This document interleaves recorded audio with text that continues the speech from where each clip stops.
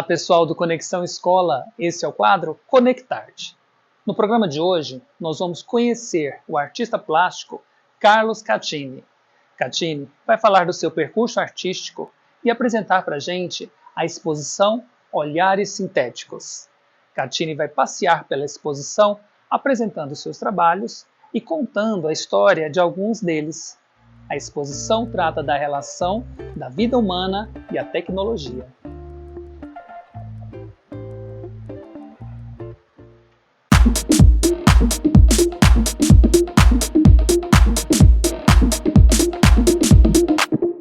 Olá, o meu nome é Carlos Catini, sou natural do Tocantins, mas moro em Goiânia já tem 15 anos mais ou menos. Eu sempre desenvolvi trabalhos voltados às artes há muito tempo, desde criança, olha que já faz muito tempo. A minha primeira iniciativa com artes visuais foi aos 10 anos de idade. Eu tinha muita facilidade de mexer com papel, então eu passei a desenvolver pequenas casinhas, castelinhos feitos com papel. Quando dei por mim, eu já tinha uma cidade inteira feita de papel. Então acabei colocando o nome de Catinópolis, porque já era uma cidade grande. Aí foi surgindo várias situações. Por exemplo, onde vou ficar com essa cidade desse tamanho? Que ficava dentro do meu quarto. Aí eu já tinha um conflito com o vizinho ali, que era o meu irmão, porque era muito papel, era uma coisa muito grandiosa. Então, com o passar do tempo, eu fui resolvendo mudar o material, mudar a forma de fazer, porque eu via que aquilo estava ocupando espaço e que eu queria ir em busca de novos materiais. E aí eu fui em busca de materiais alternativos. O que seriam esses materiais alternativos? Seriam materiais obsoletos. E esses materiais, eles vêm me acompanhando, vêm me perseguindo até hoje. Mas o que acontece? Naquela época, naquele período, eram materiais que estavam ali, que ainda faziam parte do cotidiano. E hoje esses materiais realmente são obsoletos, você não encontra com facilidade. Mas eu continuo tendo esse apreço por esses materiais. Então eu costumo utilizar as minhas obras. Mas eu trabalho só com material obsoleto? Não. Aí eu parti para outras questões também. Queria trabalhar com couro, queria trabalhar com vidro, trabalhar com pedra, com telas. Finalmente chegou até a mim as telas. E aí, eu poderia pintar óleo, mas eu não me identifiquei muito com óleo. Aí eu resolvi trabalhar com tinta acrílica. Então hoje eu trabalho muito com a questão da tinta acrílica. Mas o tipo de material que eu utilizo bastante é a questão do lixo tecnológico, que cada dia que passa se torna mais difícil. Por quê? Porque hoje, com o avanço da tecnologia, esse tipo de material ele tem reduzido bastante. A gente acaba desenvolvendo, né, esse material e vai dificultando. Um exemplo dele, por exemplo, é o disquete. Quem é que conhece o disquete hoje em dia? São poucas as pessoas que conhecem. Então, esse lixo tecnológico ele acaba sendo escasso, entre aspas, porque existe muito desse material por aí, mas eu acabo utilizando alguns no meu material. E uma coisa que eu gostei muito de trabalhar e que hoje também faz parte do meu trabalho é a questão da arte rupestre. Nossa, Catine, você viveu desse período? Não, mas eu tive influências no meu estado, onde eu morava, e que tinha a descoberta recente desse tipo de material, desse sítio arqueológico, e eu achava o máximo aquilo. Então eu fui em busca de informações e acabei criando uma coleção inteira de trabalhos voltados para a arte rupestre, só que com muitas cores, que eu acabei chamando de arte pop rupestre, que também tem no meu trabalho.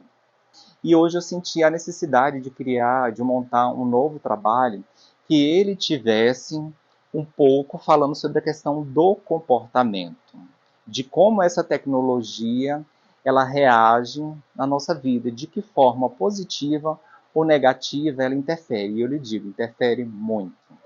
E aí, como é que eu vou conseguir fazer isso? Trazer essa proposta para esse tema que é um pouco novo para mim, mas sem perder as características, as minhas características. Então, eu resolvi ir no passado, buscar material, estrutura física, os mesmos materiais obsoletos que talvez eu usava naquela época, para poder falar um pouco sobre o presente e sobre o futuro.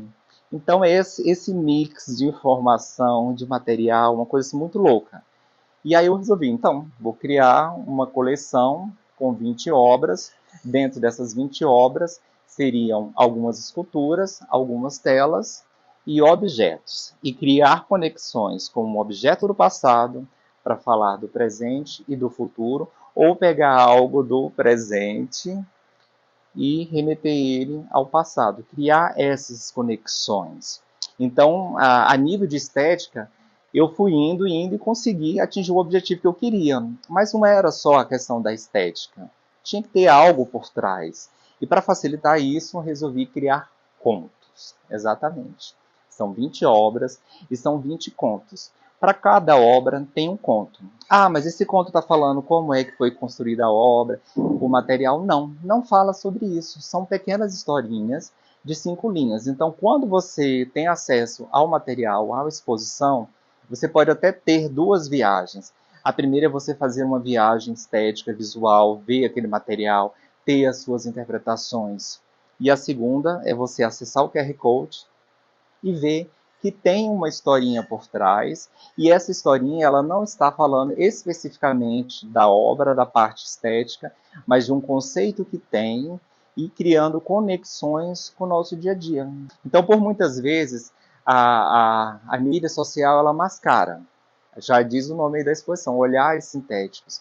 O que é esse olhar sintético? Seria esse olhar sintético a forma com que a gente olha o outro, olha os objetos, ou seria uma máscara? Eu acredito que também isso, né? A gente acaba que a todo momento a gente tem um olhar sintético, a gente usa uma máscara, a gente usa um filtro. Mas até que ponto esse filtro do dia a dia, no meu relacionamento com outras pessoas, interfere na minha vida? Até que momento que eu vou me despir de todos os filtros? E é importante me despir dos filtros? Então, ainda falando sobre essa questão tecnológica, a gente vai chegar em olhares sintéticos, né? Essa exposição que aborda tantos temas. Ao chegar em uma exposição como essa, o primeiro passo é o quê? Acessar as informações. Por que não? Então, através da tecnologia, a gente vai lá, ó, e faz a leitura do QR Code, para a gente saber um pouco do que tem por trás de cada obra. Eu vou falar para vocês um pouquinho de uma das obras. Como eu falei antes, são 20 obras, mas não por que contar uma historinha. Cada obra tem uma história, eu vou contar um pouquinho sobre a história, o que tem aqui por trás desse trabalho aqui, que é uma referência tão conhecida da obra de Michelangelo, A Criação de Adão. Só que nessa história aqui, existe um deus chamado Zeus, que em um determinado momento ele cansou dos afazeres domésticos. E aí ele resolveu criar um robozinho. Será que era aquele aspirador de pó? Não. Ele criou um robô em formato de homem para que pudesse fazer os afazeres da casa. Então, nesse primeiro momento, ele ficou muito feliz, porque ele estava lá super tranquilo, enquanto o robô estava fazendo os afazeres domésticos. Só que um belo dia, o robô se revoltou. E aí o Deus pensou, será que foi bom eu ter criado este robô? Então, assim, são pequenas histórias e conexões. Uma outra interessante, que eu cheguei até a comentar, sobre essa aqui, que a gente vê em nova representação da Mona Lisa aqui, só que ela é um filtro, metade mulher, metade Mona Lisa, que não deixa de ser mulher, com efeitos robóticos. Eu estou falando um pouco sobre filtros. Aqui conta a história de uma moça, que ela era gorda, e ela não aceitava, ela não se entendia, e aí ela resolveu criar um filtro. E o filtro dela foi tão perfeito que ela fez o maior sucesso. E passou a ganhar muito dinheiro. Então ela ficou muito feliz com aquele efeito, com o filtro, com a quantidade de seguidores que ela passou a ter. Mas surgiu um probleminha. Ela ficou presa dentro de casa, porque ela não podia sair. Porque como ela criou uma imagem que não era a dela, e aí, o que fazer? Mas aí ela achou uma forma de compensação ali, com todo o dinheiro ela passou a comprar tudo que ela queria para comer. E aí, gente, será que ela resolveu o problema em si? Mas era um filtro. Né? Essas esculturas, vou falar um pouquinho sobre a questão do material. É um material que eu ainda estou desenvolvendo, que é um material de origem orgânica. É uma massa, é um processo. São vários elementos para chegar à conclusão da peça. Só que cada peça ela tem uma história, tem um contexto. Essa peça aqui, por exemplo, fala de uma mãe aprisionada de um relacionamento abusivo, e o que ela criou, o que ela fez para sair desse relacionamento. Essa outra obra aqui que eu gosto muito dela, ela fala também sobre a questão da maternidade, da paternidade, se você pode ou não pode ter filho, fala de barriga de aluguel, e é uma história aqui goiana. Então, assim, são várias peças que ela acaba contando uma história que vai além do visual. Você chega, você imagina, você pensa, mas de repente tem uma historinha ali por trás para te levar a outro local. Falando em local, vamos para outro local, né? Agora vamos falar de invasão de privacidade. É uma tela aparentemente simples, mas o que eu estou vendo aqui? Estou vendo uma câmera. Tem alguém me filmando aqui? Sim, é exatamente isso. Eu estou falando de invasão de privacidade. Mas como assim? Eu nem sou famoso e tem alguém me invadindo. Exatamente, hoje em qualquer lugar, se você vai na rua, se você vai no shopping, ou se você simplesmente está na sua rede social, você está sendo observado, você está sendo perseguido.